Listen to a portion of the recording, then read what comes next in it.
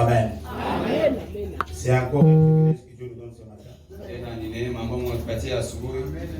Écoutez la parole. Et ce n'est pas n'importe quelle parole. C'est le message. Comment garder cette différence? Amen. Amen. Pendant que nous sommes debout, nous lisons dans Marc chapitre 10. Pour gagner le temps, on prend seulement le verset 27. Jésus les regarda et dit: cela est impossible aux hommes, mais non à Dieu. Car tout est possible à Dieu.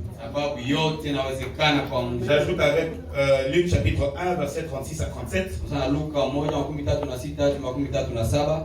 Voici Élisabeth, ta parente, a conçu, elle aussi, un fils en sa vieillesse, et celle qui était appelée stérile est dans son 6e mois. 37. Car rien n'est impossible à Dieu. Amen. Mon frère va prier. Va prier le Seigneur. Oui, Seigneur Jésus. Hakuna kitu yangu kwako sana. Fika yetu hapa ya asubuhi ni kusema tout est possible. Ni kusema dhambi zitatoka ya asubuhi. Ni kusema incredulité itatoka ya asubuhi. Kuona tu tulifika mu presence yako. Hatutarudia pili. Même si nous ne le voulons pas, mais wewe Seigneur utatuadilisha. Sababu semanse yetu ni kuokoka. Na hivi tulitoka mwazo lako, ni sherti tuokoke, ni sherti tubadilike, sherti tuishi neno. Kwenye hatuyaweza Seigneur, tusaidie, utusimamishe na utuongoze. Sababu hii njia haiko rahisi, ni njia ya uterezi, ni njia ya miba, msalaba ni mzito, lakini kupitia wewe Seigneur, tout est possible. Magonjwa tunafukuza asubuhi kwa jina la Yesu Kristo. Fanya mtumishi wako. Uanze unomeze pamoja nasi mu jina la Yesu Kristo. Amen. Amen. Vous pouvez vous asseoir. Naweza kuketi.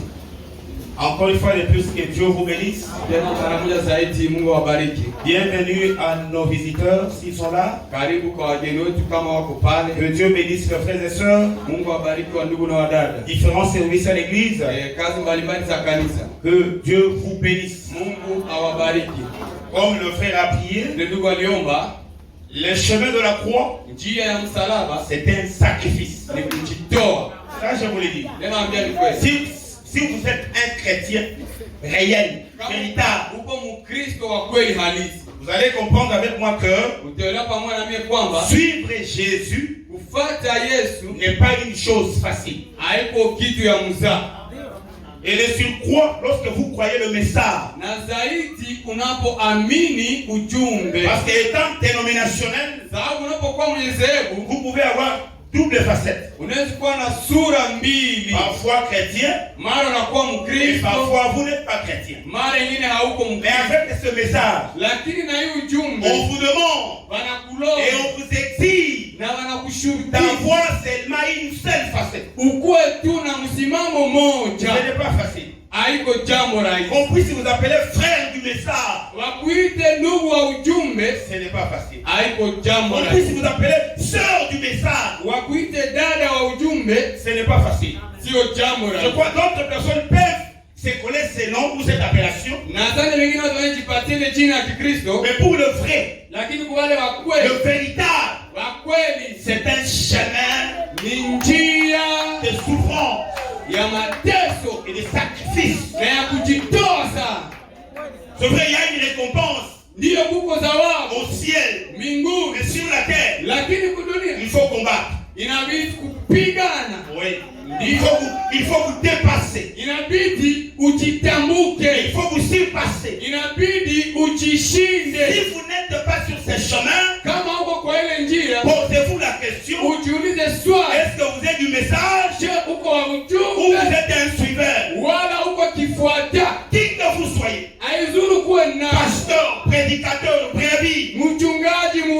Ce chemin n'est pas facile. Ile njia haiko ya muzaa. Ça je dois vous le dire. Ile mimi napasha kuambia na. Que vous ayez les moyens ou pas. Ukuwe na franga za mingi wala ils sont pauvres. Maskini tajiri. Quand vous acceptez ce message. Unapokubali ujumbe. Qui a été apporté par Frère Branham. Ambao liletwa na ndugu Branham. Et vous voulez le vivre mot à mot. Na unapenda uishi tamko kisha tamko. Ce n'est pas facile. Haiko muzaa. Amen. Nous venons de lire. Comme la parole nous dit, rien n'est impossible à Dieu. Rien. Et le vendredi, je dis, ne limitez pas Dieu par rapport à vos déclarations. Par rapport à vos dires. Quand on regarde l'état de la route, arriver à Boussoka, ce n'est pas facile. Vous réfléchissez comme ça et vous mettez Dieu dans ses cadres. Dieu est au-delà de ça. Dieu dépasse les chômages. Dieu, il dépasse la crise. Il n'y a personne et il n'y a aucune chose que vous pouvez oser comparer à Dieu. Il dépasse tout. Parce qu'il est Dieu. C'est lui le chef. Et nous dépendons de lui. Alléluia. Dieu, ne limitez pas par rapport à ce que vous avez. Par rapport à vos avoirs. Si vous avez des francs congolais, vous pensez que Dieu il est aussi dans le franc congolais. Il est plus que ça. Il y a ceux-là qui ont des dollars. Dieu dépasse cela. Dieu voudrait que nous puissions demander beaucoup. Si quelqu'un ici a $100, ce matin Dieu voudrait que ça soit 200. Si quelqu'un a le Saint-Esprit, Dieu voudrait que cette personne puisse encore recevoir quelque chose. Quand vous osez vous limiter ou limiter Dieu en vous, ça c'est un péché. S'il vous a donné une vision hier, c'est bien. Mais nous en avons encore besoin ce matin. Nous avons mangé hier, non? Mais aujourd'hui, nous avons encore besoin de manger. C'est ça Dieu. Ne les limitez pas. S'il vous a donné une maison, gloire à son nom. Mais laisse-moi te dire que ce n'est pas suffisant. Ce n'est pas suffisant. Si le vendredi j'ai prêché et il y avait l'onction, gloire au Seigneur. Mais aujourd'hui, il faut que ça dépasse vendredi. C'est ça Dieu. Mais quand vous osez mettre une clôture où il est grand, mais vous n'avancez pas. Donc il n'est pas grand chez vous. Amen. Laissez-moi vous dire, Dieu, il a la spécialité. Il se sent fier. C'est qu'on peut appeler des bombasses. Kama anapenda fanya bombasses. Il faut faire des fiers. Dieu, il est fort. Et il est puissant dans ce que l'homme ne peut pas faire. Ce que vous pouvez faire, parfois Dieu n'est pas dans ça. Parce que vous êtes capable de le faire. Mais quand vous êtes coincé, ni vous, ni votre entourage, personne ne peut vous aider. Là il descend. C'est sa spécialité. Il n'a pas de concurrent. Et quand il descend, il agit et les gens acclament. C'est ça Dieu. Voilà pourquoi je vous conseille ce matin de ne pas limiter Dieu par rapport à ce que vous regardez. En face de vous, vous avez quelqu'un qui est pauvre. Mais vous ne savez pas demain qui il sera. En face de vous, vous avez quelqu'un qui n'a pas d'onction. Mais vous ne savez pas demain il sera qui. C'est ça Dieu. Donc Dieu, pour passer ici, il n'y a pas d'obstacle. Quand Dieu s'élève pour agir, il ne voit pas d'obstacle. C'est vous qui voyez d'obstacle. Mais lui, il ne voit rien. S'il faut passer par les eaux, Dieu ne voit pas d'obstacle. S'il faut passer par la terre ou dans la terre, Dieu ne voit rien comme obstacle. C'est vous et moi qui voyons d'obstacle. Dieu ne voit même pas les circonstances ou les temps. Ou les temps aujourd'hui, lui ne connaît pas ça. C'est lui le maître des temps et des circonstances. Voilà Dieu. Et ce matin je vous prêche au-delà de tout attente. Le vendredi, ceux qui étaient ici, je leur avais dit, mieux vaut tomber dans le message. Parce que le message va vous relever. Parce que le message c'est un homme. Le message ne tombe pas de papier. Le message c'est des individus. Si vous tombez, il y aura un individu, message qui va vous relever. Parce qu'il est semblable à vous. Mais si vous tombez en dehors du message, là il n'y a pas de gens comme vous pour vous relever. Mieux vaut être faible dans le message et d'être faible dehors. Dehors il fait froid. Dehors il y a la poussière. Dehors il y a le péché. Dehors il n'y a pas tes voisins. Tes voisins sont dans le message. Les gens semblables à toi sont dans le message. Yes, sir. Nomélis. Ah, ça fait du bien. Amen. Je peux vous dire faux banane? C'est qui dit? Peut-être tout ce que je préparais, je ne le dirai pas. Faute de temps. Mais Dieu vous donnera l'essentiel. Et je vais encore marteler là-dessus. Même avec vos histoires de couple, battez-vous dans le message. Querellez-vous dans le message. Ayez des amis dans le message. Même vos histoires de famille. Battez-vous dans le message.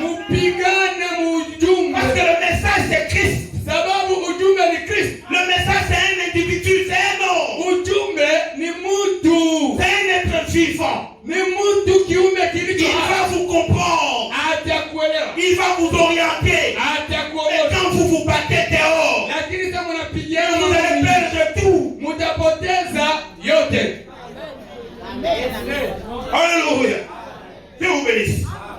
Voilà pourquoi, si rien n'est impossible à Dieu, c'est pareil pour chacun de nous tous ici. Ne présentez pas la Libye comme quoi il y a eu la boue. Voilà pourquoi je ne suis pas venu à l'église. Ça ne tient pas. Ça ne colle pas. Oh, vous savez, il y a eu la poussière. Raison pour laquelle on n'est pas venu à l'église. Ça ne tient pas debout. Oh, je n'ai pas eu le transport. Je n'ai pas mangé. Chers amis, il faut aller au-delà. Il faut étonner ce corps.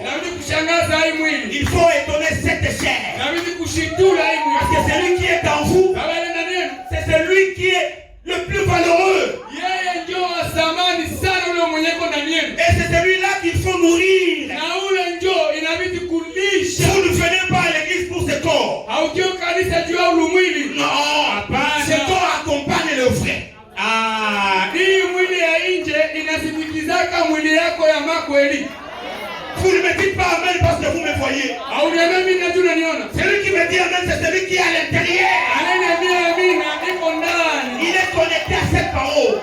Même s'il est fâché contre, même si ce corps est fâché contre moi, mais celui qui est à l'intérieur n'est pas fâché contre moi.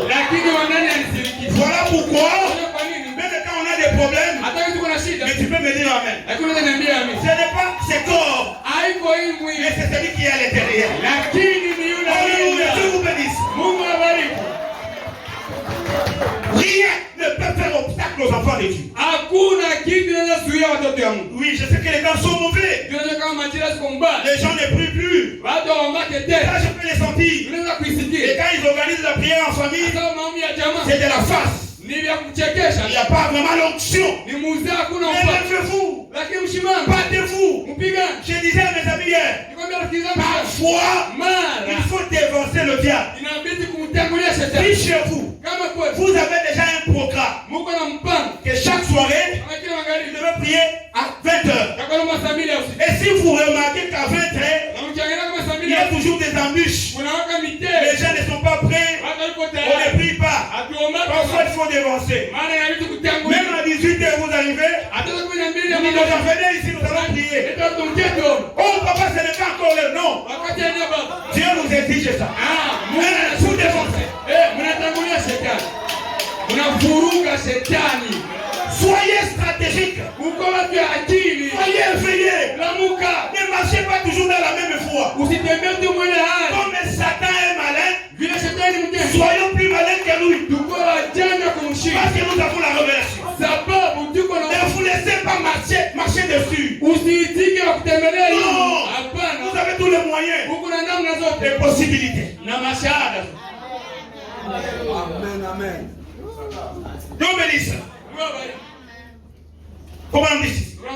Dans la prédication, l'inspiration a été prêché le 28 janvier 66. 56. Ok. Au paragraphe 34. Vous aimez Faux Madame? Frère, Faux Madame, c'est l'absolu.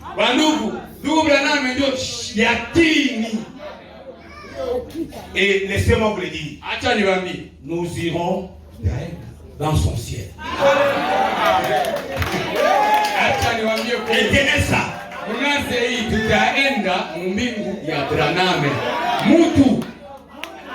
Faut pas dire aux gens d'autres choses qui ne sont pas écrites. Les seuls qui a de la garantie, connue officiellement, c'est le ciel de Faux Madame. C'est le ciel de Faux Madame. Même si vous m'aimez moi David, je n'ai pas de chef. Je n'ai pas d'écriture. Restons avec frère Branham. Arrêtez avec des choses qui semblent être bonnes, mais qui n'ont pas de sous-passement dans le message. Même si vous aimez les pasteurs, même si vous aimez les prédicateurs, dites ce que disent les bons. C'est que Faux Branham a dit. Nous n'avons pas besoin d'ajout.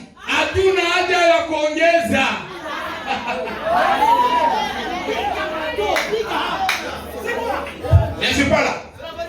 Mais les enfants des gens ont capté. Comment on dit? Dieu veut que nous demandions des grandes choses.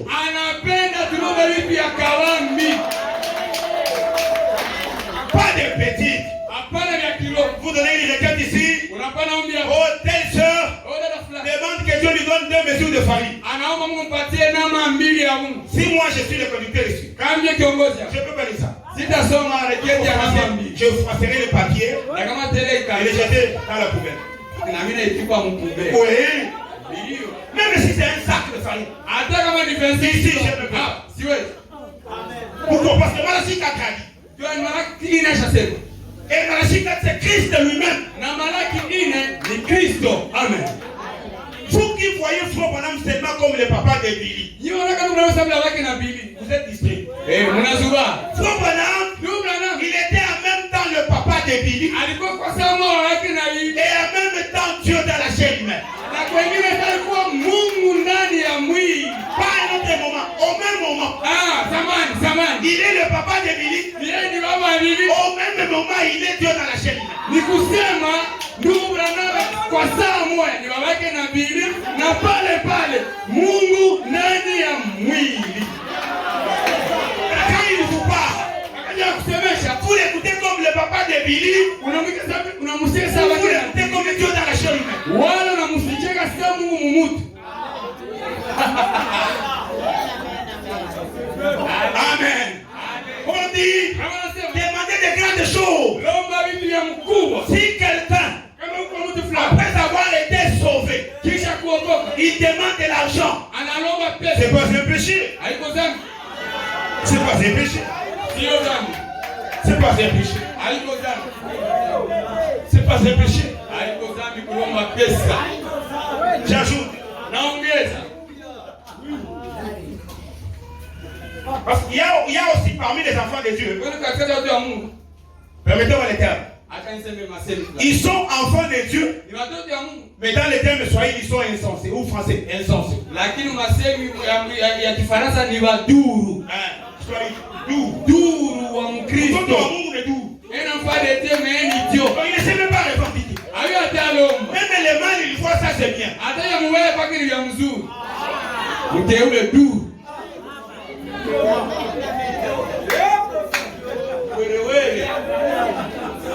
Comment on dit? Dans la prédication El Shaddai.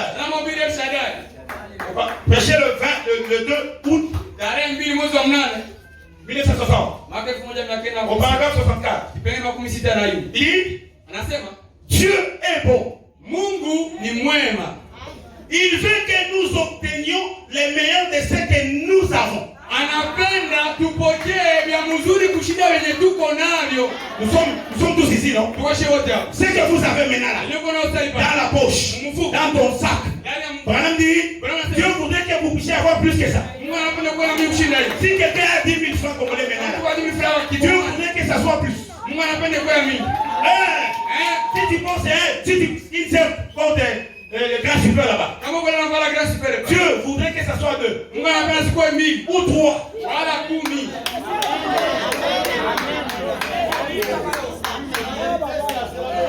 C'est continue. Il dit, frère Branham, pourquoi tu dis ça? Il dit, nous sommes ses enfants. Qui a écrit?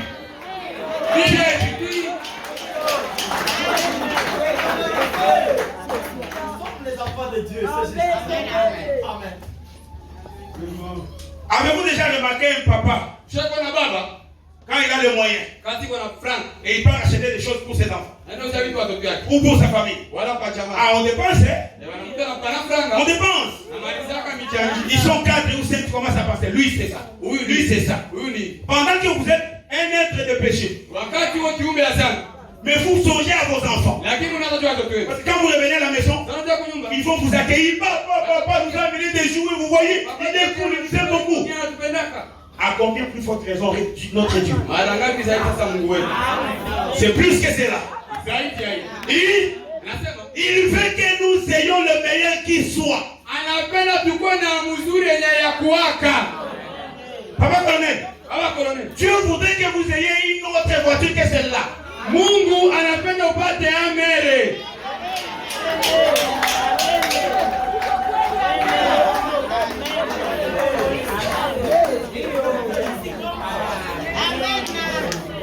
Est-ce que les gens croient le message?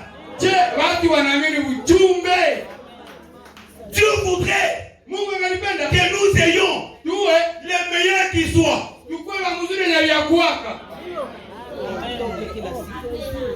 Si chez vous, il n'y a pas encore le cash power, Dieu voudrait que vous ayez ça. Tu vois les courants là-bas 24 sur 24. C'est quoi? Il voudrait qu'il y ait du bonheur dans le cœur humain.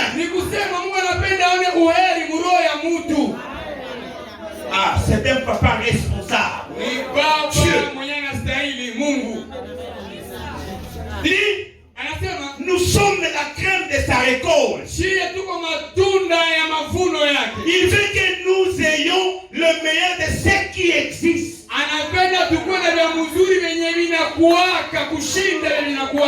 Frère, si tu as un téléphone qui te dérange, ça ce n'est pas la volonté de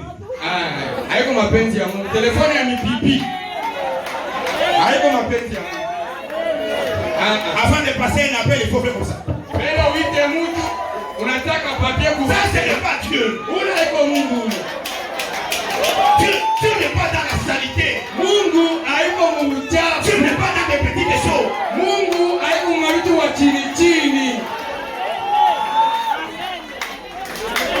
Vous portez des chaussures qui ne sont pas séchées. Vous portez 3-4 chaussettes. Et vous pensez que c'est ça, c'est normal. Dieu n'est pas dans ça. Ça c'est la misère.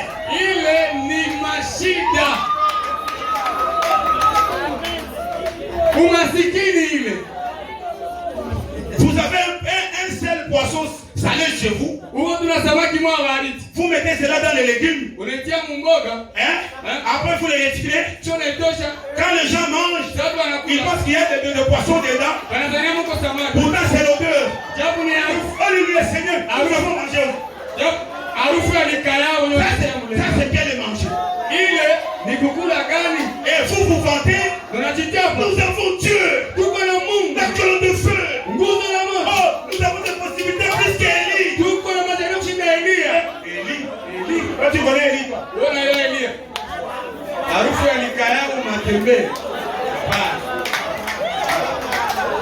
Changeons des choses. Et quand vous ne réfléchissez pas loin, vous allez croire que Dieu est dans ça. Et il aime que nous restions comme ça. Non, non, non. Vous n'avez qu'un seul sous-vêtement. Que vous devez laver le soir, porter le matin. Ce n'est pas encore bien séché. Mais il n'y a pas quoi faire. Les soirs encore. Alléluia. Alléluia. Quel est Dieu? Dieu de saleté comme ça. Ça doit vous révolter, Seigneur. Ça c'est que au 21e siècle, avec un seul sous-vêtement, Seigneur. C'est quelle vie?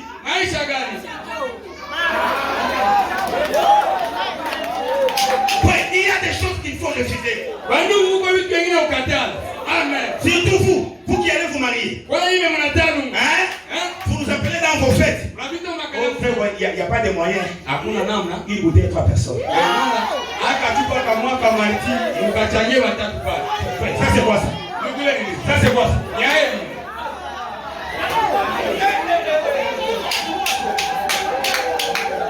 Dieu est fort. Il est riche. Il est puissant. Il ne manque rien. Tout dépend de la foi que vous avez. Tout dépend de la confession que vous avez. Tout dépend de ce que vous avez comme vision.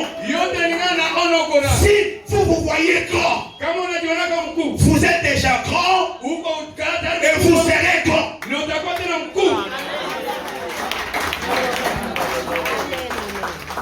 Amen. Est-ce que c'est bon? Amen. L'obéisse. Écoutez ce qu'il vous dit. Venez à lui. Il va vous accueillir. Psaume chapitre 25. Verset 3. Écoutez. Tous ceux qui espèrent en toi. On n'a pas dit tous ceux qui sont chrétiens. Tous ceux qui sont branamistes. On n'a pas dit ça. On a tout simplement dit tous ceux qui espèrent en toi ne seront point confondus. Même un païen, il est dans ça. S'il a la révélation. Oui, oui. S'il fait confiance en Dieu, il ne sera jamais confus. Ceux-là seront confondus qui sont infidèles sans cause. Ésaïe chapitre 1. Verset 18. Venez et plaidons. Dit l'Éternel. S'il faut pécher, sont comme le cramoisi. Ils deviendront blancs comme la neige. Dieu, il ne peut pas vous voir de loin en train de venir et il vous ferme la porte. Ça, ce n'est pas Dieu. Ce n'est pas dans sa nature. Celui qui a cette nature, c'est l'homme. Pas Dieu. S'ils sont rouges, comme la pourpre, ils deviendront comme la neige. Ça, c'est lui qui fait ça. C'est Dieu. C'est le Dieu. Prostitué pendant 10 ans. Vous croyez Dieu. Quand vous arrivez chez lui, il vous purifie. Vous devenez quelqu'un de pur. Le monde compte les 10 ans. Quand tu regardes, il ne voit rien. C'est lui qui peut faire ça. C'est Dieu. Pas un homme. Ésaïe chapitre 40. 31. Mais ceux qui se confient à l'Éternel renouvellent leur force. Vous voyez, quand vous êtes faible mais dans le Seigneur, en réalité vous n'êtes pas faible. Parce que faut vous dire, il n'y a pas de petite partie faible en Dieu. Donc, un fils de Dieu ou une fille de Dieu dans son père, il est sans péché, il n'est pas faible, peu importe ce que vous voyez sur lui. Il n'y a pas d'amen. Amen. Ils prennent le vol comme les airs. C'est là qui se confie dans l'Éternel. Ils courent et ne se lassent point. Ils marchent et ne se fatiguent point. Si vous êtes un fils de Dieu, si vous êtes une fille de Dieu, si l'onction de Dieu est en vous, vous pouvez prêcher une année sans vous fatiguer. Vous pouvez faire une année en train de prêcher sans vous fatiguer. Vous pouvez aider les gens pendant 10 ans sans vous fatiguer. Vous donnez aux gens qui ne vous donnent pas. Et il n'y a pas de plainte dans votre cœur. Parce que c'est une onction. C'est un appel. C'est une commission. Quand vous voyez quelqu'un pour servir Dieu, il attend opération retour. Il est 6.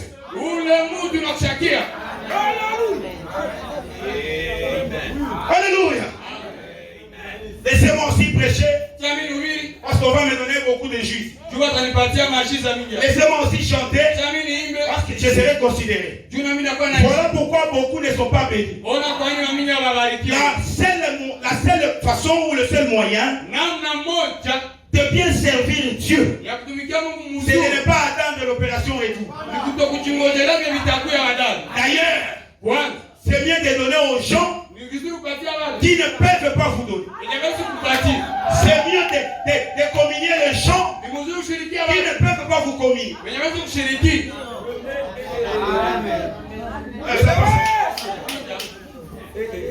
Amen. Il court et ne se lasse point. Il marche et ne se fatigue point. Ésaïe chapitre 59. Verset 1. Non.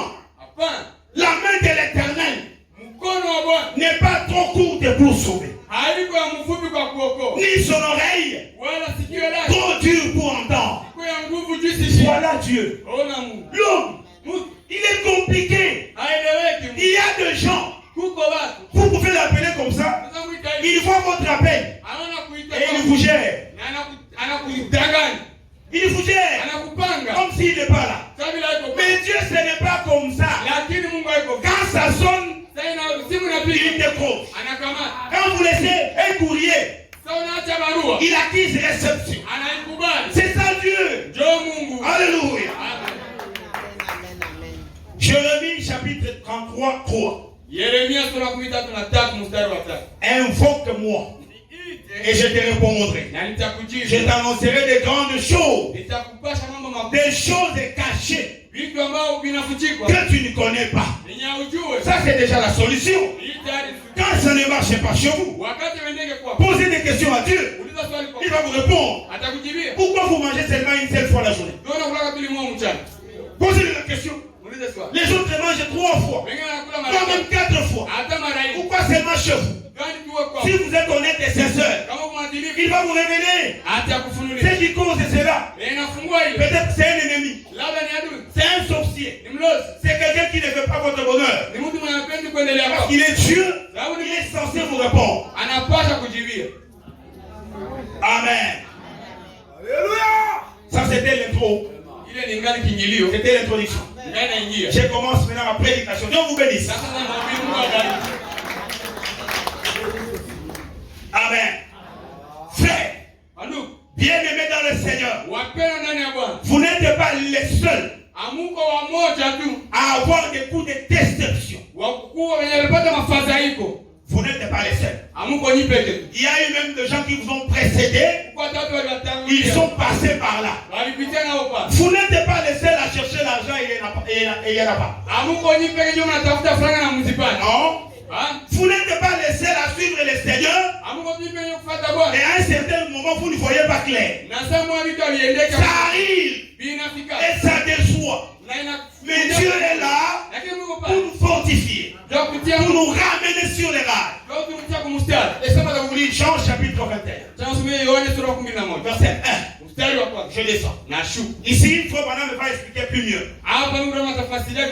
Il dit, c'était l'histoire de Pierre. Quand Pierre avait nié Jésus et il avait regardé Jésus comme il lui le disait, tu vas me renier. Et Pierre refusait. Quand il a vu qu'il a échoué et qu'on a attrapé Jésus, qu'on l'a tué, Pierre était déçu. Et il s'était dit, je rentre dans ce que je faisais. J'étais pêcheur de poissons. Je rentre faire cela. Laissez-moi vous lire. Après cela, Jésus se montra encore aux disciples. Sur le bord de la mer de Tibériade. Et voici de quelle manière il se montra. Ici, c'est après la résurrection. Suivez très bien. Simon Pierre. Simon Petro. Thomas, appelé Didyme, Nathanaël, de Cana en Galilée, le fils de Zébédée, et 2 autres disciples de Jésus étaient ensemble. Simon Pierre leur dit, je vais pécher. Il lui dit, nous allons aussi avec toi. Parce qu'on n'a plus de travail. Les messieurs qu'on suivait, on l'a attrapé. Et nous ne voyons pas clair dans cette histoire. Et nous avons de la charge. Nous avons de famille. Amen. Ils sortirent et montèrent dans une barque. Et cette nuit-là, ils ne prirent rien. Le matin étant venu, Jésus se trouva sur le rivage. Mais les disciples ne savaient pas que c'était Jésus. Quelqu'un ici ce matin, peut-être il est déçu. Il a déjà demandé et il ne voit pas de réponse. Mais quand Dieu va commencer à répondre,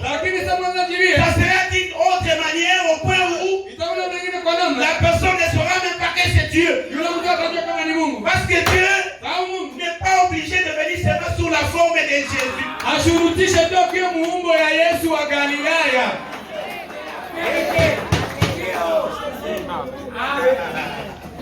Alléluia. Amen. Je continue. Endelee. Et Jésus Na Yesu leur dit, akawaambia, enfants, watoto, n'avez-vous rien à manger? je, hamuna chakula? Suivez-moi bien ici. Fate mzuri hapo. C'est ça la question de Jésus. Ndio swali ya Yesu. Il lui répondit, Akamjibu, non. hapana. Jésus demande à manger. Yesu anaomba chakula. Ils disent, il n'y a rien. Anasema hakuna kitu. Suivons tous la lecture. Basi wote usome. Il leur dit, Akawaambia, jetez le filet du côté droit de la barque. mutume nyavu kwa ngambo ya kuume ya chombo. Ici, il précise. Hapa anatia ukamilifu. Et il ajoute, Anaongeza, et vous trouverez. ah, na mtapata. Pourquoi quand il Neno tetan. quand on est dans la déception, Kati kwa mfadhaili. il faut venir avec la précision. Na vile unakuya na usawa sawa. Oh, Dieu va nous bénir. Comment? Na tubariki namna gani? Et quand? Na namna gani? Parce qu'on est déjà habitué à ça. Donc ça c'est la vie. On a tout ça dit à tout. Aïe! Va nous aider, mais comment? Comme on a un message divin, Yama. Si tu n'as pas le message divin, taisez-vous. Ici, Dieu vient avec la précision. Na usawa sawa.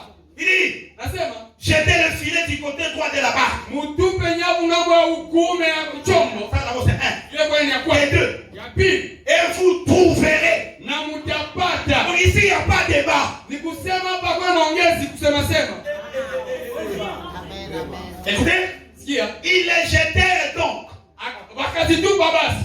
Et il ne pouvait plus les retirer. Na hawangeweza kuzitosha. À cause des grandes quantités de poissons. Sababu ya wingi ya masamaki. Là où les gens Kwenye watu désespèrent.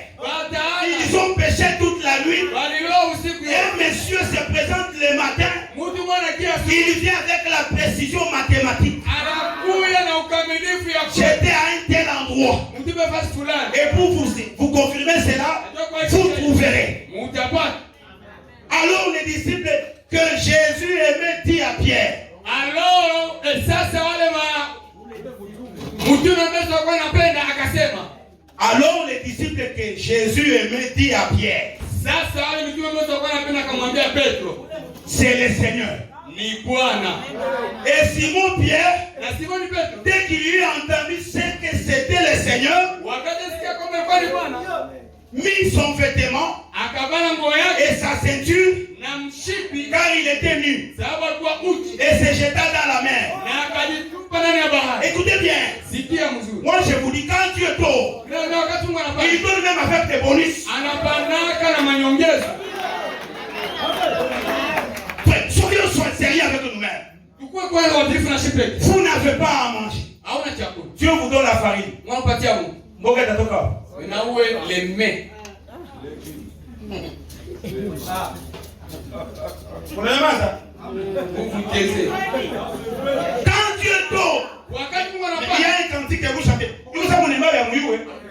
hapana ushande seke vile connaissez pas. Il guérit parfaitement. Anaponya ukamilifu. Parfaitement, ça veut dire quoi? Ukamilifu ni kusema Et nini? libère entièrement. Anafungua. Si Dieu Kama Mungu prend la décision de vous nourrir, anakamata wamja ukulisha, et c'est ce que je vous dis, pokea natasema.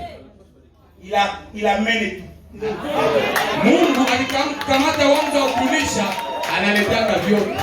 Je ne dis pas que la personne qui va vous donner tout. Sisema mtu anapeleka kupatia. J'ai dit Dieu. Nasema Mungu Quand lui il vient sana kuja. intervenir Anakia dans votre cas, mkesi ya. c'est quelqu'un qui se prépare comme il se doit. Ni mtu anitayarishaka mu vyote. Dieu Mungu n'est pas comme un technicien que vous pouvez appeler. hayo kama technicien zaidi. Quand il arrive, Kana fika. oh j'ai oublié quelque chose. Nilisahau tournevis. Ah, lui quand il vient, Yes ana il a tous les matériels. iko na vyombo yote ya kazi.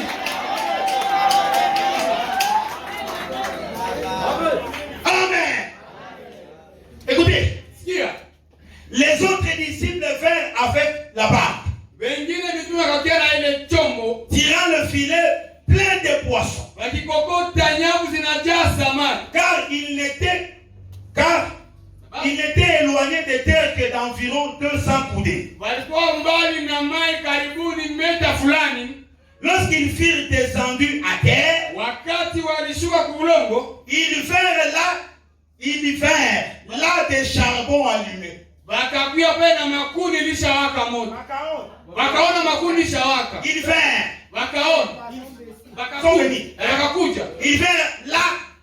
vinrent là des charbons allumés. Du poisson dessus. Et du pain. Il dit au cœur. Les choses sont venues d'où? Simon Pierre monta dans la barque et tira à terre le filet plein de 153 grands poissons.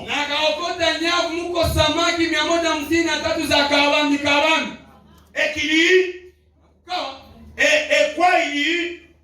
Il y en a eu tant. Les filets ne se rompirent point. Jésus leur dit, venez, mangez. C'est lui qui leur avait posé la question. Avez-vous à manger? Mais avant la fin de l'histoire, il les appelle et il leur dit, mangez. Mangez. Je ne suis pas venu seulement vous donner le poisson. J'ai aussi amené à manger. Si Dieu descend chez vous, pendant que vous n'avez rien à manger, laissez-moi vous dire, il va amener la farine, il va amener l'huile, il va amener le fraises, il va amener tout le nécessaire. Parce qu'il est Dieu.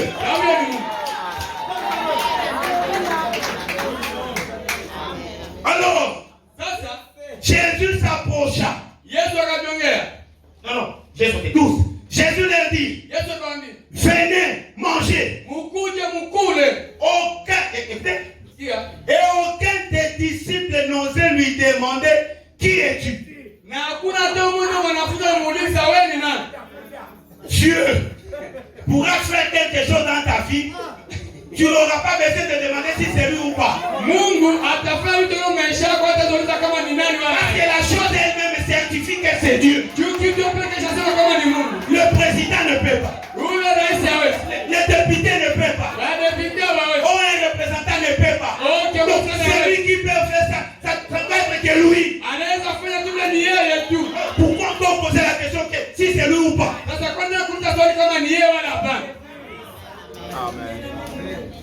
Amen. Jésus leur dit, venez, mangez. Et aucun des disciples n'osait lui demander, qui es-tu? Sachant que c'était le Seigneur. Jésus s'approcha, prit le pain et leur en donna, et il fit de même du poisson amer. Même dans le vide, bien aimé, même dans le vide, s'il arrivait que Satan vous prive de tout, vous êtes coincé quelque part, il n'y a pas de téléphone, il n'y a pas de visite, il n'y a pas de réseau, et personne ne connaît que vous êtes là-bas. C'est Dieu seul qui connaît. Il a les moyens de descendre sans même contacter personne pour vous délivrer de là.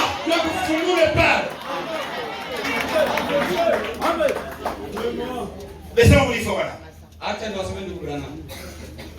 C'est quoi c'est mon nom? Comment on dit dans la prédication? La force est parfaite par la faiblesse parfaite. Prêcher du monde le 19, c'était un dimanche. En novembre 61. Au paragraphe 331. Je prends le livre. Comment on dit? Il l'avait renié. Il l'avait renié.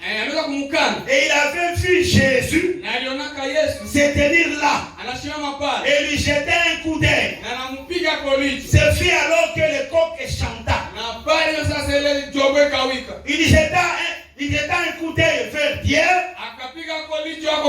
Pierre sortit. Comme on dit, oh, il était découragé.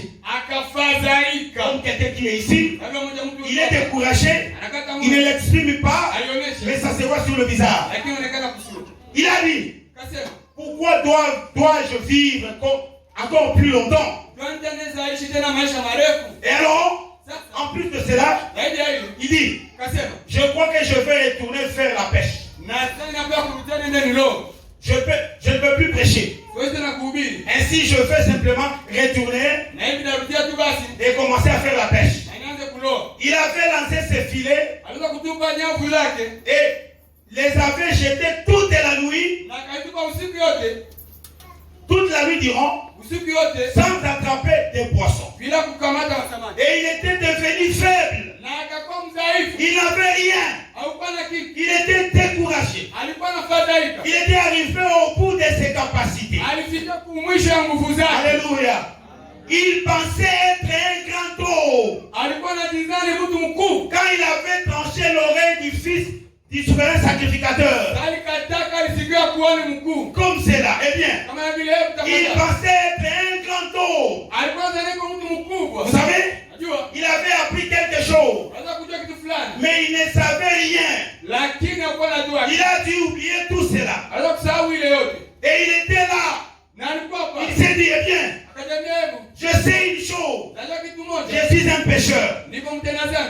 Et je peux encore gagner ma vie en faisant la pêche. Il jeta le filet toute la nuit sans rien attraper. Faut qu'on dise, oh, quel découragement. Chaque fois qu'il retirait le filet, il était vide. Et il était très découragé. Il était plus faible que jamais. Il s'est dit, d'après ce que je sens, je ferais mieux de sauter de cette baraque. De toute façon, je ne vaux rien. Jésus dit, avez-vous attrapé du poisson les enfants? Il regardait sur le rivage. Et il y avait là un homme. Il dit, non, nous avons travaillé durant toute la nuit et nous n'avons rien pris. J'ai pensé que j'étais un pécheur. Est-ce toi, Simon? Oui, eh bien, j'ai travaillé dur toute la nuit et je n'ai rien pris. Oh, nous n'avons pas attrapé de poisson par ici. Il dit, eh bien, jette ton filet de l'autre côté. Nous avons fait. Comment? Alors, il dit, de l'autre côté. Nous l'avons déjà fait. Jetez-les de l'autre côté. Il lança ses filets. Puis il tira. Il dit, alors il devint fort. Il devint fort. Oh là là. Il prit son vieux manteau de pécheur et s'enveloppa et il dit, frère, c'est lui. C'est lui qui peut me dire ça. J'ai jeté là où j'ai cherché et je n'ai rien eu. C'est lui. Alléluia. Et il dépassa tous les autres. Arrivant sur le rivage avant qu'ils puissent, il ramenait dans leur barque aussi vite que possible. Il les dépassa à la nage. Il les dépassa à nage. Avec un manteau de pécheur sur lui. Et il arriva sur le rivage. Pourquoi? On dit, quand il était fort,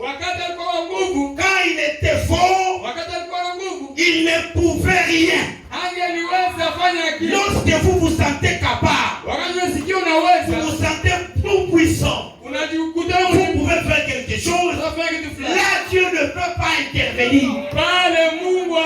Il vous laissera d'abord épuiser votre capacité. Lorsque vous vous voyez chrétien, vous vous considérez comme un élu. J'ai vaincu le péché. Ici ça va. Donc vous voulez tomber. Amen. On va le dire.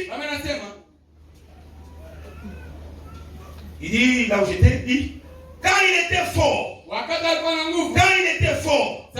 il ne pouvait rien faire. Mais quand il devient faible, alors il devient fort absolument. Quand vous vous voyez comme un pécheur, lorsque vous priez et vous pleurez, vous vous voyez toujours pécheur, même sans péché. Dieu aime cette nature. Dieu aime cette façon de faire. Il dit, oh, la stratégie de Dieu consiste à prendre des vases humains vides.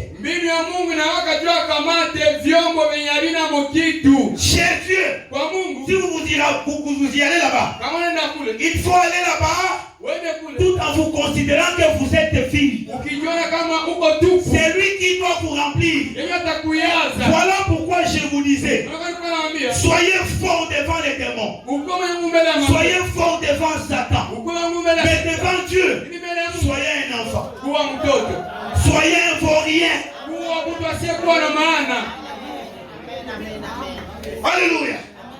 Il dit, la stratégie de Dieu consiste à prendre des vases humains vides et à ébranler le monde avec.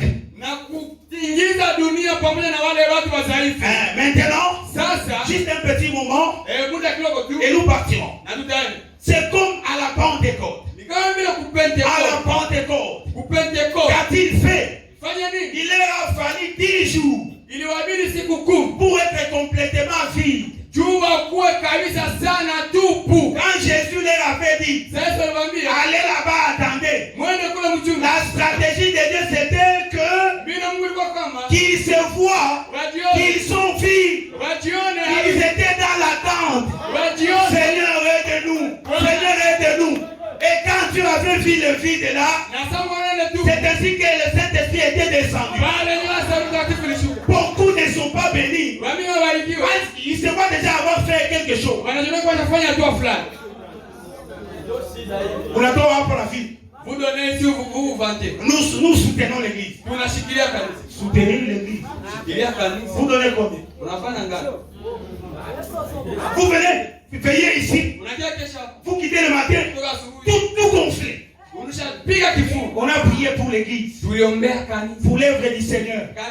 Déjà, va bien par où qui? Vous êtes déjà destiné rien. On a là, parce que tout ça, non, on a été. Si tout en train quand vous passez ici la nuit. Dieu aime ça. Nous, on appelle la vie. On a gêné, sur le matin, on a gonflé. Tu es contre la funga. Nous qui faisons des jeunes. On vous quitte, oui. Tu n'es rien, toi. Vous terminez votre jeûne. Sentez-vous encore plus petit. Vous montez ici. Vous prêchez. Vous faites descendre l'onction. Vous le filmez. Double honneur. Ah, vous quitte, oui. Sans frère, voilà. Sans les citations ici. On connaît. C'est que Frère Branham a dit. C'est que Frère Branham a prêché. C'est ce qui fait de toi un prédicateur.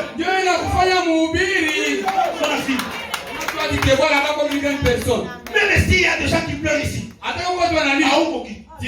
Chouka. Efface-toi sur la liste. Quand tu vas la baptiser, non, ma photo, on ici. Photo ici, oh non. On les a baptisés, ça va trouver. Toi, tu peux baptiser les gens, toi. On a compte, oui. Toi, tu as un compte. Soyons toujours humbles. Même quand Dieu vous utilise n'importe comment. Abaissez-vous. Effacez-vous.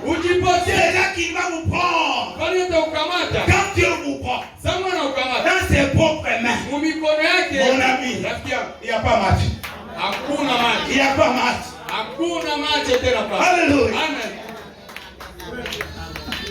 Paul dit, mais ils se tenaient tous là afin que leur face tournait vers le haut. Et Dieu s'est pris lui-même et les a remplis. C'est tout. Ils ébranlèrent le monde. Il se déversa lui-même en eux. Parce qu'ils étaient vides. Alléluia. Comment on dit? C'est ce qu'il faut aujourd'hui. C'est ce qu'il faut aujourd'hui. Et moi je dis c'est ce qu'il faut maintenant. Alléluia. Il dit, ce qu'il nous faut aujourd'hui, ce sont des vases vides. Entre guillemets, absolument. Que Dieu soit rempli. Et vous ne pouvez pas les prendre. Je dois sauter beaucoup de choses ici. Dieu ne peut pas les utiliser aussi longtemps qu'ils sont déjà remplis. Il y a des gens qui n'ont pas de succès. Le succès du Seigneur Jésus, parce qu'ils étaient venus déjà remplis.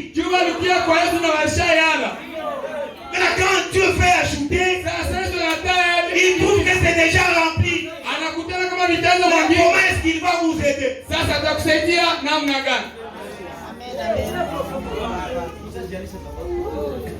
On vous donne un sermon ici. Vous voulez prêcher comme si vous avez déjà prêché une année. Prêchez comme vous êtes. Même dans la petitesse, Dieu va vous aider. Il va passer dans cela. Au lieu de vous faire voir Batalisiki, c'est terrible. Amen. Dieu ne peut pas les utiliser aussi longtemps qu'ils sont déjà remplis. Si vous êtes plein de formations théologiques, Dieu ne peut pas vous utiliser. Dieu doit avoir des vases vides pour pouvoir les remplir. Dieu fera au-delà quand vous voyez déjà limité. Quand vous voyez que ça je ne peux pas, là Dieu se sentira mieux. Il dit ça c'est mon domaine. Ce que les hommes ne peuvent pas, moi je le peux. Les dieux de possibilités illimitées. Que Dieu vous bénisse. Amen. Ne limitons pas Dieu. On ne peut pas les limiter. Lui, quand il fait agir, la montagne, il ne peut pas lui faire obstacle. La colline ne peut pas lui faire obstacle. La pluie ne peut pas. Le soleil ne peut pas. La gueule ne peut pas. Parce qu'il est tout puissant. Amen. Est-ce que c'est bon? Au-delà de tout attente, que chacun de nous tous garde ses pieds dans le message. Même quand ça ne marche pas, la solution viendra que de là. Même quand vous priez et vous sentez c'est comme si on ne vous écoutait pas, restez là. N'obligez pas Dieu à faire ce que vous voulez. Il le fera à son temps. Ce qu'il vous demande, soyez dans la patrie. Et la patrie c'est le message. Même si ça fait mal dehors, ça gêne dans le corps, ne trahissez pas le message. Je l'ai dit l'autre jour, mieux vaut sacrifier la vie des couples que de sacrifier le message. Mieux vaut sacrifier sacrifier votre activité que de sacrifier le message. Le message, c'est tout. Le message, il y a tout. C'est le message qui rétablit même la relation. Là où il y avait déjà la rupture, celui qui va remettre cela, c'est Dieu par le biais du message. Amen. Daniel chapitre 3. Verset 12, on descend. Restons fermes. Si la corruption se présente, la corruption se présente pour salir le message, il faut les défier. Amen. Soyons les vrais Bazalendo de Christ. Oui, oui. Vous-même, par le Saint-Esprit, vous prenez la décision de dire le pasteur n'est pas ici, le diacre n'est pas ici, ma femme n'est pas ici, mon mari n'est pas ici, mes enfants ne sont pas ici. Mais je dois quand même vivre la parole. Pourquoi? Parce que je suis le vrai Mouzalendo. Écoutez. Or, il y a des Juifs à qui tu as remis l'intendance. Ulipatia mamlaka de la province de Babylone. Shadrach, Meshach et Abednego. Hommes qui ne tiennent aucun compte de toi, ô roi. Ils ne servent pas tes dieux. Ils adorent au point la statue d'or que tu as élevée ici. Alors Nebuchadnezzar, irrité et furieux, donna l'ordre qu'on amena Shadrach, Meshach et Abednego. Et ces hommes furent amenés devant le roi. Nebuchadnezzar prit la parole et leur dit: est-ce des propos délibérés? Shadrach, Meshach et Abednego, que vous ne servez pas mes dieux et que vous n'adorez pas la statue d'or que j'ai élevée. Maintenant tenez-vous prêts. Au moment où vous entendrez les sons de la trompette, du chalumeau, de la guitare, des sambucs, des saltérions, de la cornemuse et de toutes sortes d'instruments. Vous vous prosternerez et vous adorez la statue que j'ai faite. Si vous ne l'adorez pas, vous serez jeté à l'instant même au milieu d'une fournaise ardente. Et quel est le Dieu qui vous délivrera de ma main? Donc quelqu'un vous intimide. Si vous ne faites pas ce que moi je veux, je vais vous chasser de chez moi. Je ne vous donnerai plus X, Y chose. Si vous êtes fils et filles de Dieu, vous allez vous mettre debout et dire: niet. C'est intéressant, oui, mais je ne la ferai pas parce que je porte un nom. Oui, j'ai un drapeau à respecter, à faire respecter. Écoutez les vaillants soldats de Dieu. Shadrach, Meshach et Abednego répliquèrent au roi Nebuchadnezzar: nous n'avons pas besoin de te répondre là-dessus. Même si tu es le roi.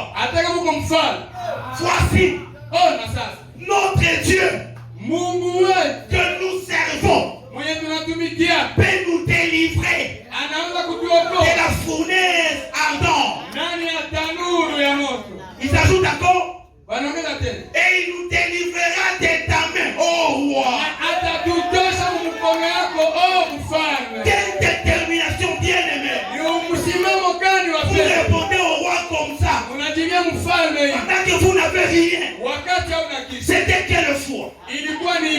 Quelle décision? Alléluia. Amen. Amen. Écoutez. Sikia. Écoutez. Sikia. Simon, sache, ô roi, Kama sivyo ujue basi mfalme que nous ne servirons pas tes dieux. ya kwamba tatumikia miungu zako. Usipoteze wakati. Ne perdez pas de ton temps. Tout ce que tu nous dis là. Unakwambia utapale. Bila kutolewa hata kusantrali. Sasa tutamini au prison centrale. Hata nifanya. Faut pas le faire. Kuamua tu sasa. Quand tu peux seulement prendre la décision à se faire. Amen. Et que nous n'adorerons pas la statue d'or que tu as élevée. Sur quoi Nebuchadnezzar fut rempli de fureur. Et il changea de visage en tournant ses regards contre Shadrach, Meshach et Abednego. Il prit la parole et ordonna de chauffer la fournaise 2 fois plus qu'il ne convenait de la chauffer. Akakamata amri na kusema kamuru chamusha ile moto zaidi ya mara 2 zilikuwa mbele. 7 fois. Mara 7 zaidi kushinda mbele. Amen. Puis kisha il commanda à quelques-uns de plus vigoureux soldats. Akaamuru wale wajeshi wa pomba fulani de son armée. Jeshi lake. De lier Shadrach. Wamufunge Shadrach, Meshach et Abednego. Et de les jeter dans la fournaise ardente. Ces hommes furent liés. Écoutez, vous allez ouvrir comment il y a off. Ces hommes furent liés avec leurs caleçons. Leurs tuniques. Leurs manteaux. Et leurs autres vêtements. Et jetés au milieu de la fournaise ardente. La fournaise ardente qui a été chauffée 7 fois. Comme l'ordre du roi était sévère. Et que la fournaise était extraordinairement chauffée. La fumée tua les hommes qui avaient jeté Shadrach, Meshach et Abednego.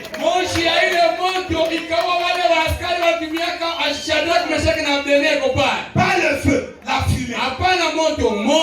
Maintenant les gens qui étaient à l'intérieur, c'était comment? Et ces 3 hommes, Shadrach, Meshach et Abednego, tombèrent liés au milieu de la fournaise ardente. Alors le roi Nebuchadnezzar fut effrayé et s'éleva précipitamment. Et il prit la parole et il dit à ses conseillers: n'avons-nous pas jeté au milieu du feu 3 hommes liés? Il répondit au roi: certainement au roi.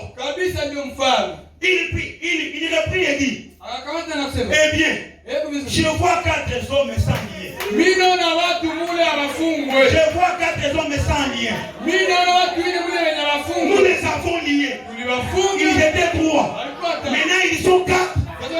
Et ils ne sont pas liés.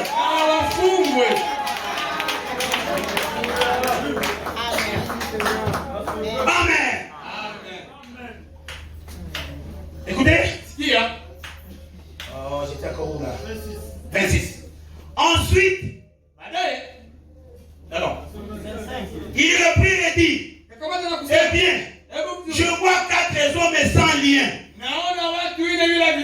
Écoutez, qui marchent au milieu du feu et qui n'ont point de mal.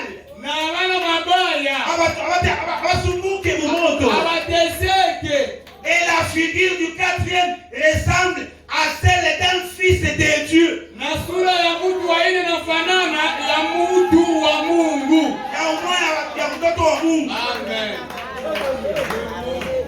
Ensuite, Nebuchadnezzar s'approcha de l'entrée de la fournaise ardente. Et prenant la parole et il dit: quand Dieu descend, mon frère, même la bouche est là. qui parlait à mal de toi. Dieu, pour punir l'environnement. Il peut utiliser la même bouche, la même personne, de témoigner en bien de toi. Sois calme.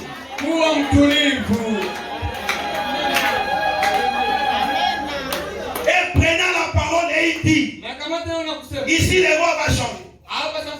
Shadrach, Meshach et Abednego, virgule, il ajoute, serviteur du Dieu suprême. Quand il les avait jetés, il n'était pas les serviteurs du Dieu suprême. Mais quand il faut ce que Dieu fait, ce que l'homme ne peut pas faire. Frère, nous, comment vous avez gardé ça? Il y a une personne qui viendra te vanter. Voilà, vous savez combien.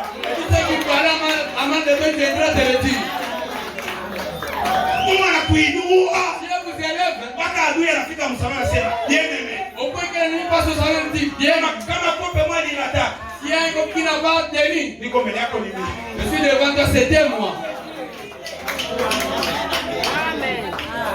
Amen. C'est bon. Écoutez. Et il dit, Shadrach, Meshach et Abednego, serviteurs du Dieu suprême, sortez et venez. Et Shadrach, Meshach et Abednego sortirent du milieu du feu. Les satrapes, les intendants, les gouverneurs et les conseillers du roi s'assemblèrent. Ils virent que le feu n'avait eu aucun pouvoir sur les corps de ces hommes.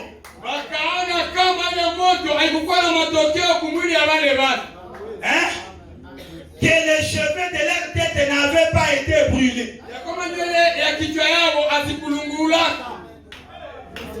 Alléluia. Si Dieu vous a créé, il peut créer même tes habits. Si Dieu t'a créé, il peut créer même ta voiture. J'ai lu. Écoutez. Que les cheveux de leur tête n'avaient pas été brûlés. Écoutez.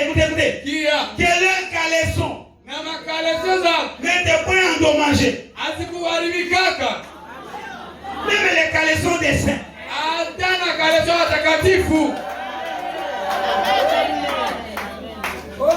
Alléluia. Et que l'odeur du feu ne les avait pas atteints. Nebuchadnezzar prit la parole et dit, je change de facette. Béni soit le Dieu de Shadrach,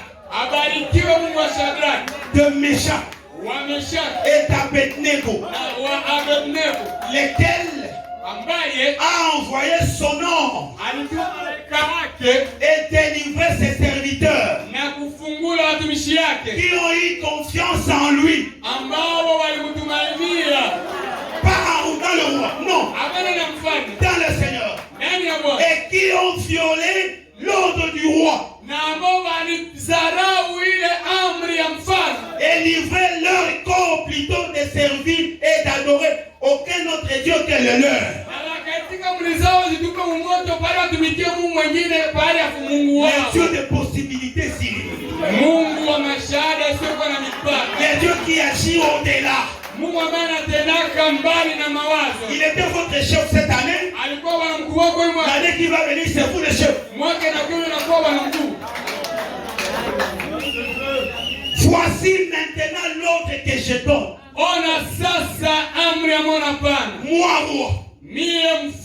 Moi qui a fait ordonner qu'on les jette.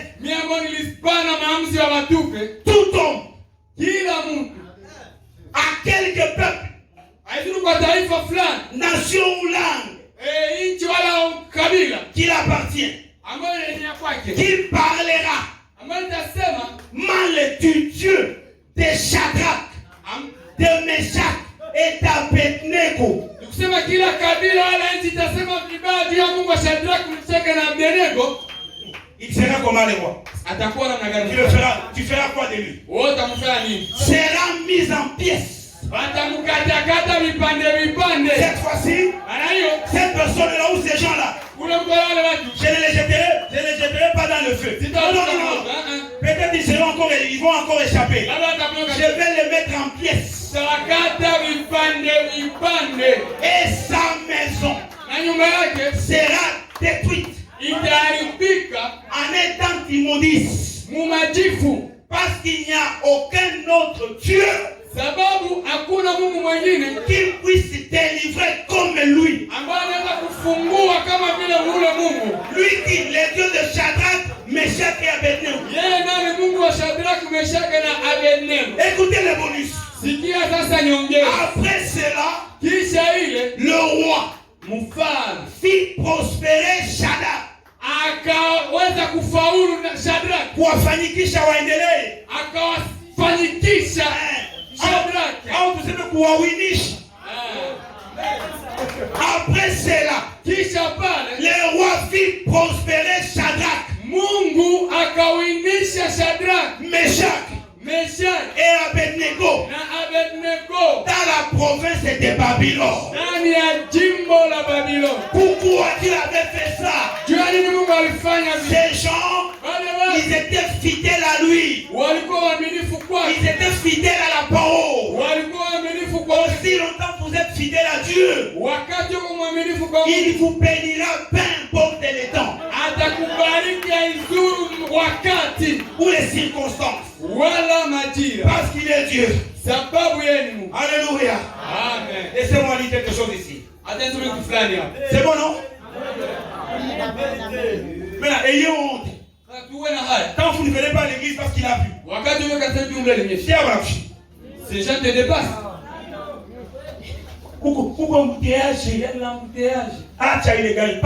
Laisse la voiture, toi monte à l'église. Il y a des fainéants dans ce monde du message. Comment dire? La voix de Dieu qui a été frayée pour nous. Ça a été prêché en septembre 52. Au paragraphe 57, ils étaient sur le point d'y entrer. Dieu n'avait pas dit un mot. Ils étaient toujours en train de suivre la voie à laquelle ils avaient été pourvus. Ils sont allés droit jusqu'à l'entrée de la fournaise. Juste au moment où ils étaient prêts à entrer dans la fournaise ardente. Vous savez, j'ai un tableau horriblement noir ici. Devant moi maintenant même. Des hommes qui essaient de vivre fidèlement. Qui essaient de vivre fidèlement devant Dieu. De marcher dans la voie à laquelle Dieu a pourvu. Était sur le point d'être consumé. Walikuwa tayari. Comment dire? Quel tableau? Remarquez. Remarquez. Vous êtes là? Écoutez ici. Chaque fois qu'il se passe quelque chose ici-bas, il y a quelque chose qui se prépare, qui se passe là-haut. Quand vous êtes attaqué, il y a aussi une délégation là-haut. Quand on vous accuse, il y a aussi une délégation là-haut.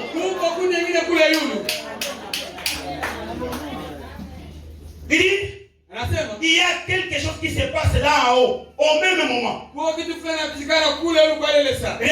là en haut un petit moment et voyons ce qui se passe. Frère Branham commence à voir les choses. Je peux le voir. Je peux le voir assis là. Ses robes royales. Tout autour de lui. Alléluia. Je peux le voir. La première chose, à sa droite, un très grand ange s'avance. Son nom est Michael. On en a un là-haut. Savez-vous cela? On en a un là-haut. Un ange appelé Michael. Je peux l'entendre s'approcher là. À ses côtés, en courant. Et dire, maître, maître, je peux le voir dégainer son épée du fourreau. Comme ceci est dit. As-tu regardé à Babylone ce matin? Hein? Quand tu priais dans ta chambre là, rentrée scolaire, tu pensais que tu étais seul. Mais il y a quelqu'un qui a rappelé à Dieu. As-tu vu comment il est capable de prier? Amen. Alléluia.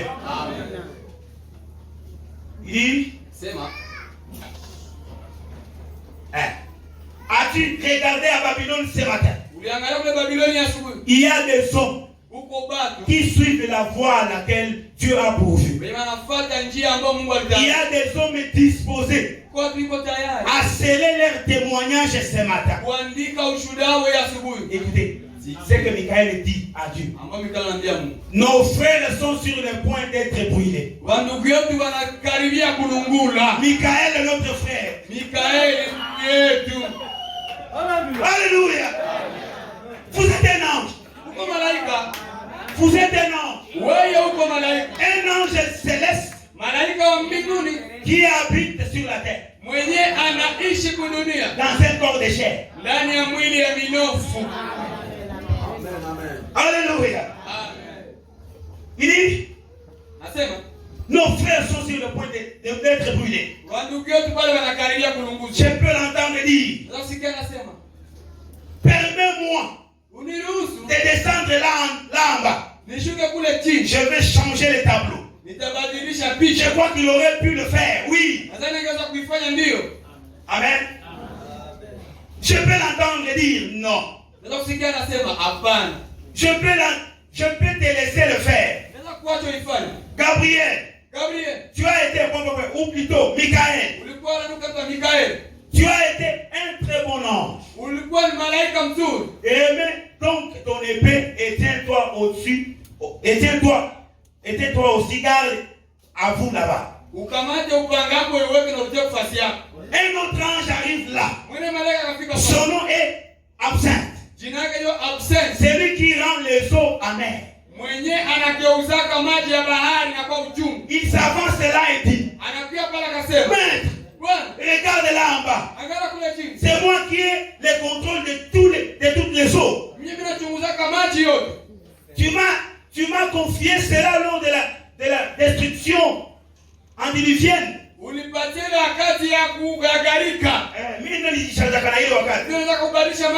J'avais emporté le monde entier par les eaux. Tout sauf Noé et les membres de sa famille. Eh bien, a-t-il dit, permets-moi de descendre là en bas. J'ôterai Babylone. J'ôterai Babylone de la carte par les eaux.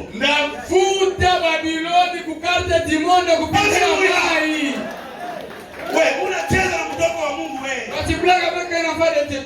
Kama Mungu anapenda hii dunia itengame, juu ya watu wataka itengame. Frère, s'il faut que le soleil descende pour briller les pécheurs et que les enfants de Dieu finissent, je peux le faire.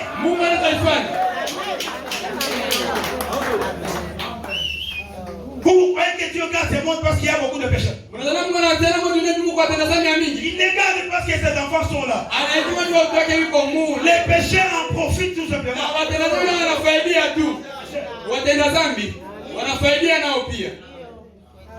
Amen. C'est bon?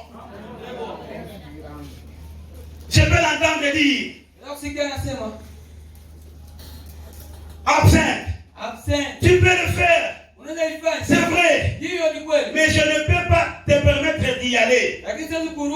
Ça, c'est un travail pour l'homme.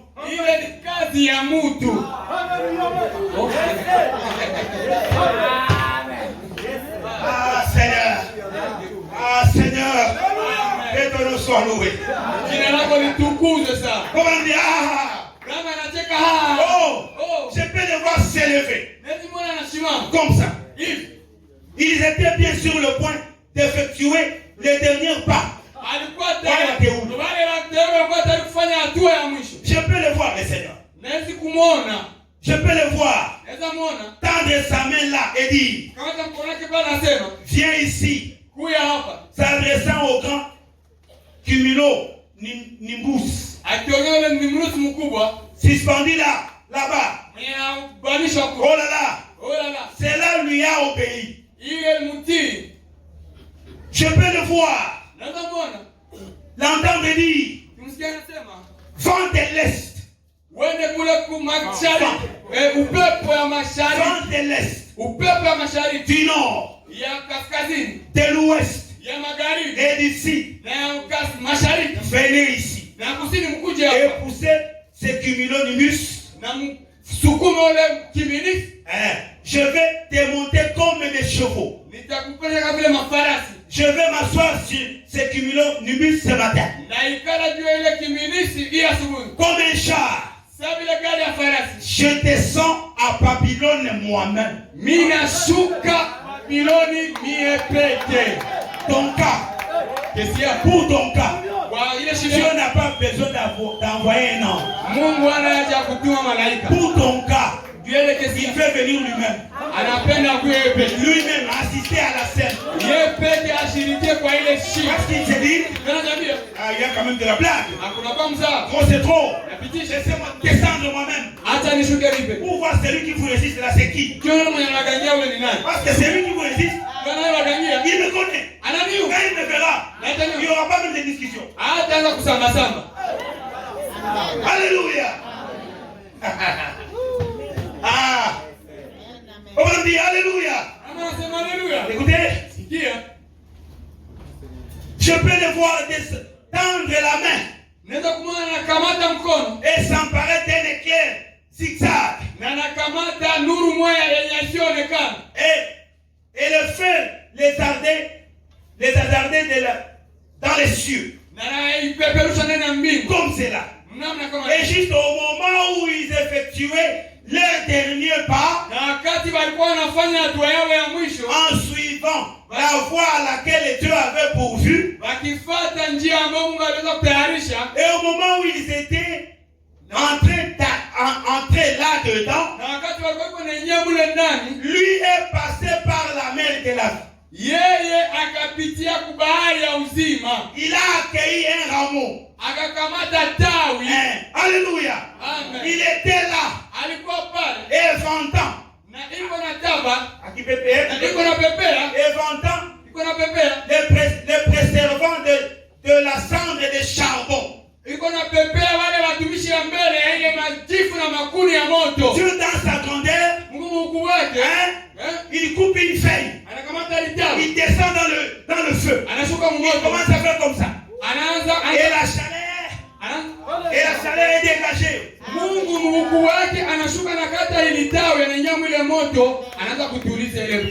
Alléluia. Si tu ne peux pas venir, comment dire? Il est toujours là. Chaque fois que des hommes suivront la voie à laquelle Dieu a pourvu. Oui.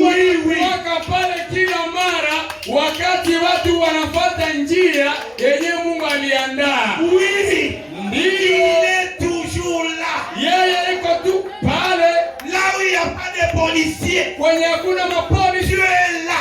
Là où il n'y a pas de quelqu'un sécurité, Dieu est là. Là où il n'y a pas la caméra de surveillance, il est là. Il voit tout.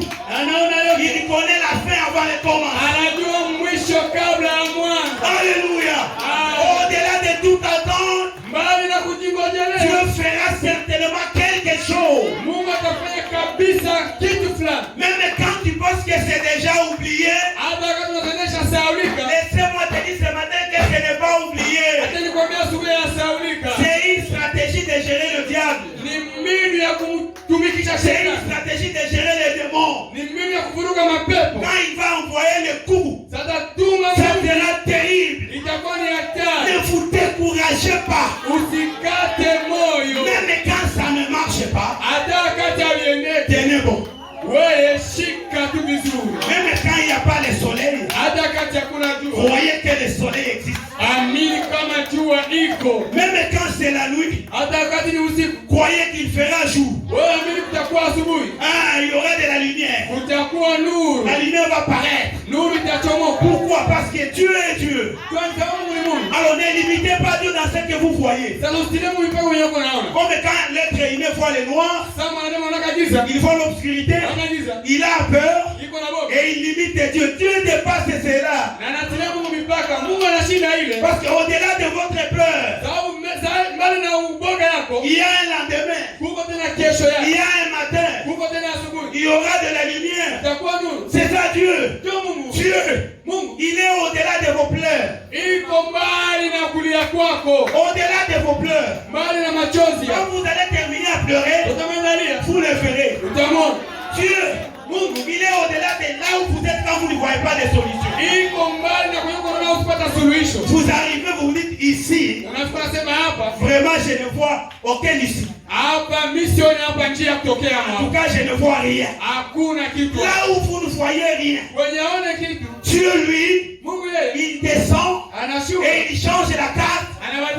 Et du coup, vous allez voir une voie. Qui a fait ça? C'est Dieu.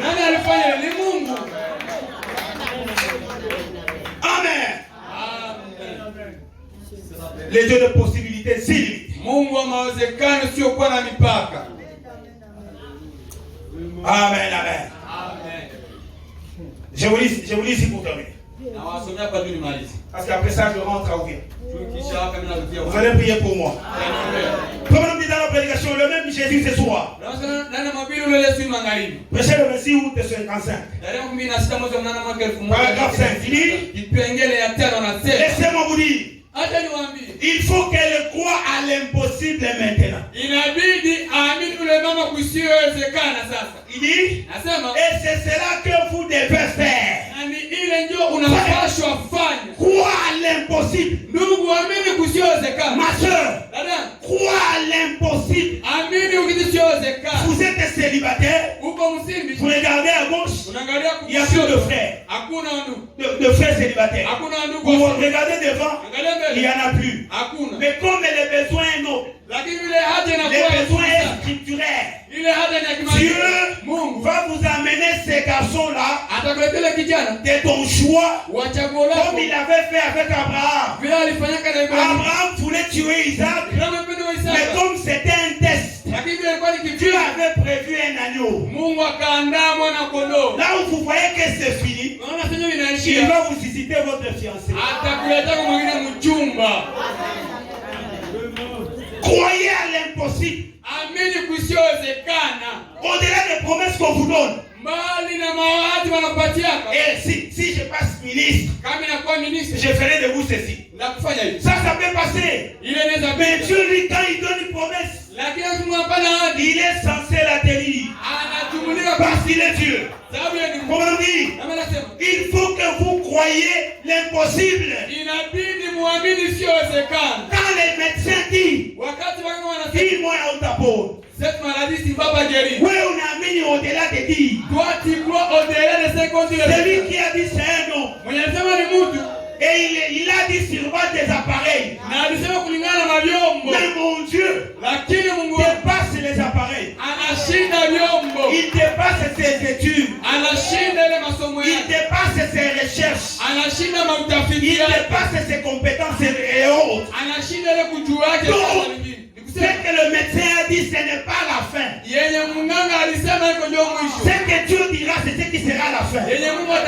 Amen. Il faut que vous croyiez l'impossible. De manière à recevoir une nouvelle vie. Laissez-moi aussi vous dire, en tant que serviteur de Dieu, je sais de quoi je parle. L'impossible sont faits réels.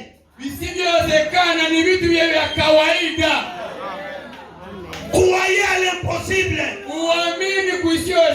Ne vous limitez pas par rapport à vos regards. Par rapport à votre savoir. Dieu va